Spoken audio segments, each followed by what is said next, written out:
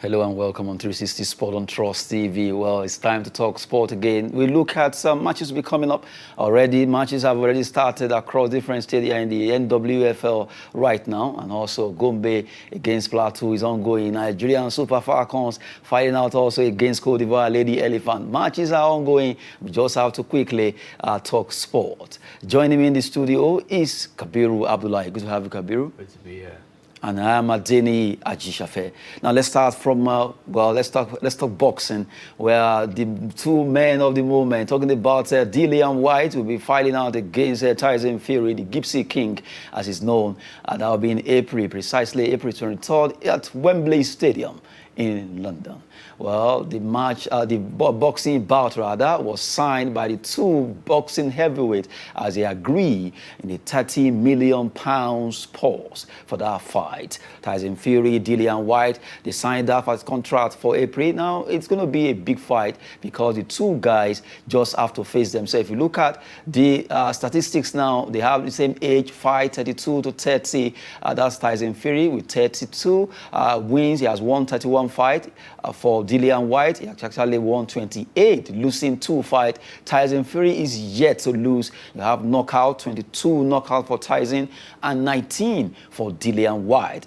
Talking about the height now, 6 feet 4 inches tall Dillian White will be facing 6 feet 9 inches tall Tyson Fury. And you look at the reach of both, 78 to 85, octagon style for both of them. And you have their names, their affiliations, as is known. Body Snatcher versus Gypsy King. You see that fight come April 23rd, where a lot of people want to see if Tyson Fury by this time around will be able to defend his belt.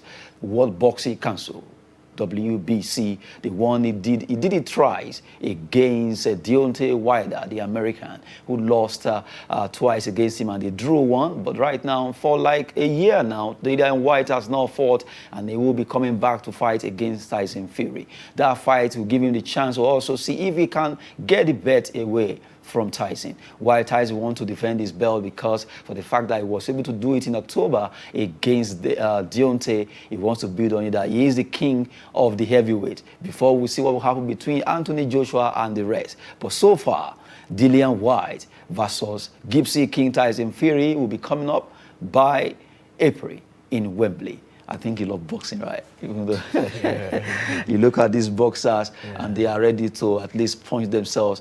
That will be April. They've been talking about this for a while. In fact, Tyson Fury had to come on social media trying to taunt Dillian White before he finally agreed. Although news came out that he did not agree due to the fact that he will be getting only 20% of the purse concerning the fight. £30 million earmarked, and from the way it is, you only get 20% of that amount of money. For appearing, you'll be getting £6 million. Talking about Dillian White, that's why he was dragging feet not to sign. And if he wins that fight, he will get £9 million. But for Tyson Fury, he will be getting a chunk of 80% of the total purse. Wow, it's obviously two of the great British boxers of recent time, alongside Anthony Joshua. Of course, Tyson Fury, the defending heavyweight belter, he beat Deontay Wilder convincingly, like you said, the American. But this fight should be exciting. But the one I really want to watch is Tyson Fury versus Anthony Joshua. That will take a time because the reason why it will take time is the fact that Joshua will have to get a rematch with Alexander Usyk, while Tyson Fury will defend his belt against Dillian White. If they both win. If they both win in court, then let's see what will happen. Maybe they will now do the heavyweight category, as in unifying the belt now. World unifying heavyweight undisputed. That's what people are looking at. Can these two guys have that fight where we see the undisputed world champion coming from maybe Fury versus Joshua, or whoever will win between Fury, Joshua and Usyk. Yeah, but going back to this fight, I think Tyson Fury should be the favorite. Like, just looking at his size, like, he's but at times size doesn't do it. It just have to be your determination to actually fight. To be fair, because if you look at the fight between Joshua and Usyk, nobody gave Usyk the chance. That's true. In fact, Usyk was just coming to that level of that heavyweight, and he was able to do from the cruiserweight category, and he did well. That was an upset. It was an upset. And you look at Dillian White's loss against Alexander Povetkin. Then he had to come after 6 months. He got his own pound of flesh. He won the fight, and now he's a challenger, mandatory challenger to the WBC. So anything can happen. That's true. You can never predict in boxing, but given his record, Tyson Fury has never lost a fight. The guy is a monster. He's ready. Well, according to his brother, that this fight might be his easiest fight.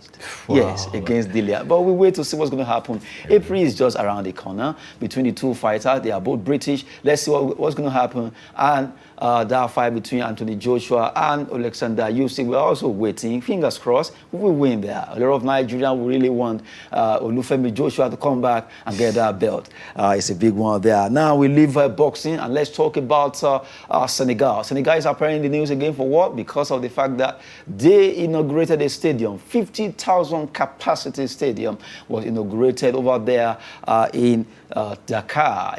It's called Dominiani, or the name Dominiani Stadium. Well, 50,000. That particular stadium is multi-purpose. Why? It can host rugby, football, and also athletics. You just have to look at the fact that that stadium is really worth it when it comes to football and also rugby. Not forgetting other sporting events. Well, it's also going to be hosting the 2026 Youth Olympics that Senegal will be hosting. That's why they came up with that. And to also let you know that Senegal legends play against the Africa legends. The likes of Fadiga, JJ Okocha, not forgetting Eladi Dwarf, who also played that game, Emmanuel Adebayor, Patrick Mboma. They all came out to play African legend versus Senegal legend. It was an astounding match between the two African legends and the Senegalese legend playing. It ended in 1-1 draw. But the good thing is that these guys are retired from football.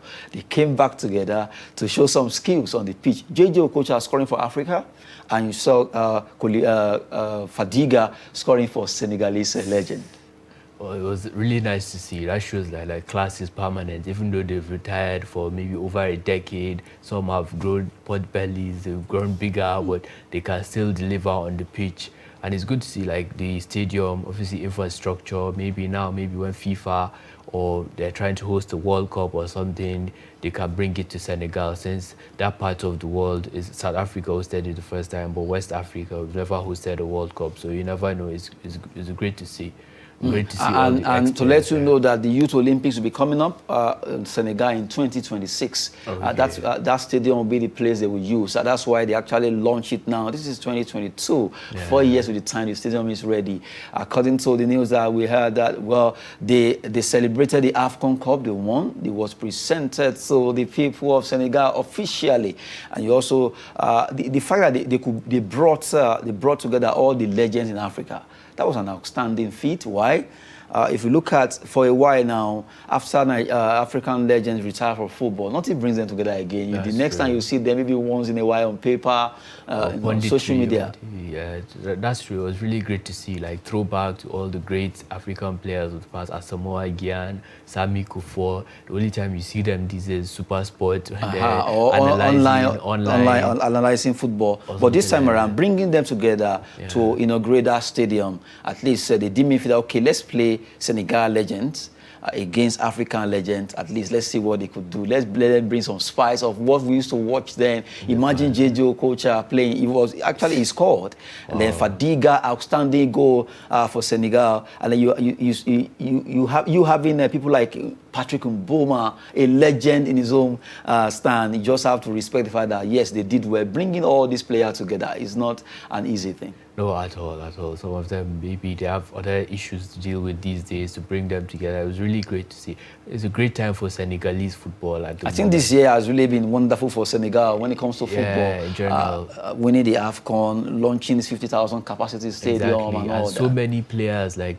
they're playing at the highest level. So many young players coming up. Senegalese football in Ligue 1. So many of the top players there, they are originally from Senegal. I think it's a promising time for Senegalese football in general. Promising time for Senegalese football. Well, hopefully Nigerian ladies will do us proud because that match is ongoing right now over there in Abidjan. We'll be looking straight down to English Premier League. Fixtures will be coming up today over there in Europe. Let's quickly look at the fixtures in the English Premier League. Burnley will play against Tottenham Hotspur. Tottenham Hotspur, last time they played, they defeated Manchester City. And now let's see if they can build on that against a very stubborn team called Burnley. Watford, they will be at the Vicarage Road against Crystal Palace. Nigerians are there. The Nigerians, can they make statement today? It is very possible. We learned that the table is back, and the other, Emmanuel Dennis will be there. Maybe we'll be able to score also. He actually scored in their last game. The long goal they scored, he wasn't one that did that. Now, Crystal Palace, Patrick Vieira team right now, they will be playing against Watford today. Liverpool, the team right now that are second on the log, they'll be facing Leeds United in another LL fight. Leeds United out against Liverpool. Looking at these games, Kabiru, what would you say? I think firstly Tottenham, I think they need to win to build on that victory against Manchester City. They're chasing 4th place at the moment, and obviously Burnley are struggling this season. I think they've only won 1 game, so Tottenham should really need to build on that. They need to beat Burnley. As for the second game, Crystal Palace against Watford. Watford also fighting relegation. Said our very own Emmanuel Dennis, even though he refused to play for us AFCON, so we still remember that. You have forgiven him. But yeah, he scored during the weekend, so they're trying to help Watford to fight for that relegation battle. And Liverpool as well, that's a must-win match if they want to catch up with Man City, because City lost in the weekend. If they want to cut the gap to 3 points, they have to beat Leeds United. At least winning this game for Liverpool will give them, at least they will cut the points to 3. And that will give City much, that's fair, that yes, exactly. They are really dropping the button. Exactly, they still have to go to the Etihad. So with how Spurs beat City, Liverpool should be confident that they can catch up with City and close that gap. Well, I look at Bielsa seems to be a coach who has a lot of experience when he plays against teams like Liverpool. He knows that Jurgen Klopp is not a coach to toy with when it comes to football. Very, very technically sound coach. But Leeds playing Liverpool today, do you think a goal might come from Leeds United? You know, like the way Leeds play, they're very like attacking, like intense. They don't really pack the balls, so it's like a. It comes out, they come at you, they face you with so much physicality. Sometimes it's a example like watching Leeds. They might beat a team or they might lose convincingly because the way they come out. But I think Liverpool, they should have too much quality for them, especially with all their players are back from AFCON. The new signing as well, is it Luis Diaz? I think Liverpool should win that game like convincingly. You believe Liverpool are going to win? They'll win it convincingly. Yeah. I will hold you by your words. Let's see what's going to happen concerning that match. Well, we've been looking at the English Premier League fixtures for today. Matches will be coming up. Tottenham will have to build on their winning against Manchester City, as they will also be playing today. Liverpool, they need to call the point, being led by Manchester City. If they are able to win today, well, it will drop. Let's move away from England. Let's talk about the big one also that will be happening tonight. UEFA Champions League will be on. Let's look at the fixtures quickly as we look at the teams that will be playing. Manchester United, they go to Wanda Metropolitano Stadium as they play against Atletico Madrid. Can Diego Simeone and his last hold on against Ragnick? Well, it is very possible. Benfica, the Portuguese team, they will be against Dutch team Ajax, who we know have a lot of experience when it comes to playing Champions League. They've been fantastic. For like 2-3 seasons ago, they were so close, but now they'll be playing against Benfica today. Let's start from the bottom. Benfica Ajax. This is a game that when you look at the Ajax team, or rather Dutch team, they always have these young, talented players.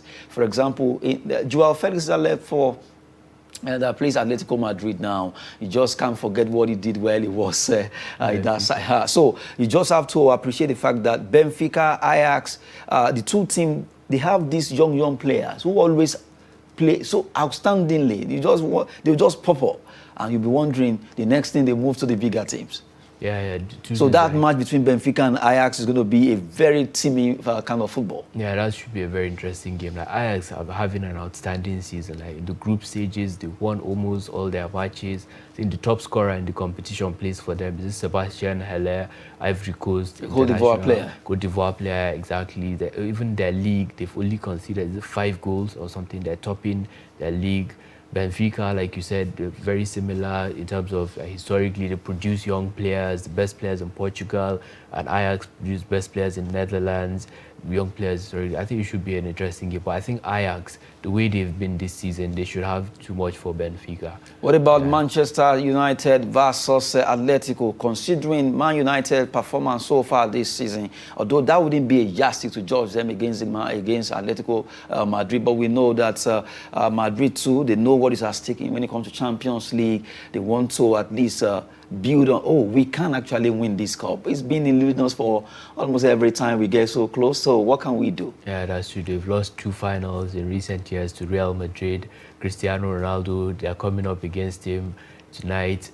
Obviously, I think both teams, they're struggling at the moment. They're not Atletico Madrid in La Liga, given that they're the defending champions. They won last season. This season, they're struggling to make top 4. Similarly, Manchester United, with the signings they've made, all the money they've invested, they're still struggling to make top 4. So it's like a battle against 2 maybe struggling giants, you can say. But Ronaldo returning to Madrid, he has a good record against Atletico Madrid, so he might, Champions League nights, or maybe his Portuguese compatriot João Felix, maybe can show him that he's a better number 7. They're wearing both same jersey number. Yeah, so that would be an interesting match. Like 2 of them, they're not really having the best of seasons at the moment. So. And you look at the fact that Manchester United, they in Champions League for a while now, they've not been the team that we used to know when they when Manchester United really were Manchester United. So what would you say has happened to that team? Is it mentality? Is it performance? Is it coaching? What's the problem? Manchester United, from your own view? I think a mixture of everything. I think historically, since Sir Alex Ferguson left, maybe like it's as if he went ago, with the exactly the strength, the energy, the magic exactly of Manchester United. He's the one that enforces everything. He has been there 20-something years. So suddenly he left and they started struggling. But before he left, towards the 2 years for him leaving Manchester United, he too wasn't really finding it easy. Yes, because compared to the way he was winning laurels, treble here and there, trophy rather. But towards the end, it wasn't. But at least he was still the manager, Sir Alex Ferguson's era. They immediately moved out. Things begins to up till now. They've not been able to get that rhythm back. Yeah, it was an aging team and other things. They made the wrong choices. David Moyes, Van Gaal, Mourinho, Ole Gunnar Solskjaer. And now they have this guy who's going to be there till the end of the season. They're talking about Ajax's manager replacing him at the end of the season. But yeah, I know last season they finished second, and this season there's just inconsistencies with Manchester United. Well, Ronaldo, Champions League nights, like he has shown in the past, he can just... Maybe he can just tonight take the entire team on his shoulder and show class. Exactly, he has done that in the past. Yeah. Good one there. We've been looking at UEFA Champions League fixtures for tonight. Well, it would be possible, or rather, it could be possible if Ronaldo would carry Manchester United on his shoulder the way he used to do then. Now we move to 2 more stories before we wrap up the show. We talk about 2 players. First of all, we look at Nkunku. Nkunku has been outstanding for RB Leipzig, and now Manchester United will have to cough out 75 million euros or even more if they want to buy this player, according to the news filtering in. Wow. That means maybe if Paul Pogba decides to leave, maybe they need somebody to replace him. Nkunku, I don't know, Bundesliga is a good league, but I'm not really that convinced. What's his name? Timo Werner, he used to play for that same club. Before he moved to Chelsea. And it didn't really work out. So I'm a bit skeptical about spending that much on him maybe But you never know. Maybe when Pogba goes, they might need somebody to replace him. Somebody to that midfield. They've really Fred is not really it. McTominay. So maybe he should be the solution to their midfield issues.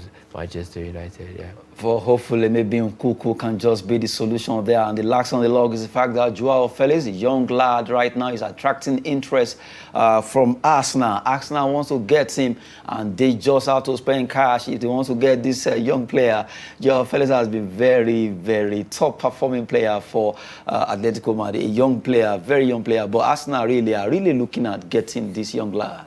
Yeah, they've let their striker go, Aubameyang. He left in January to Barcelona, so Joao Felix will be a good player, young player to develop. Maybe they can take him to that next level. Because at Atletico Madrid, I don't know, he doesn't always play. There are other players ahead of him, Griezmann, Suarez, but his talent is evident. I think he will have more, if he should move to Arsenal, he will have playing time, have the chance to at least top the strike force, and you also have the chance to show that, yes, getting me is not a fluke. I'm an outstanding player. Even before I get to Atletico Madrid, and it's still there. I'm still doing well, and I'm going to fight for this. Exactly. I think the Arsenal style will really suit somebody like Joao Felix, like other young players around him. Is it Saka, Odegaard, Smith Rowe? Like, especially Saka. Exactly, Saka is our boy, even though he chose to represent England He's as not well. our boy. Yes, Nigerian background. Okay, my goodness.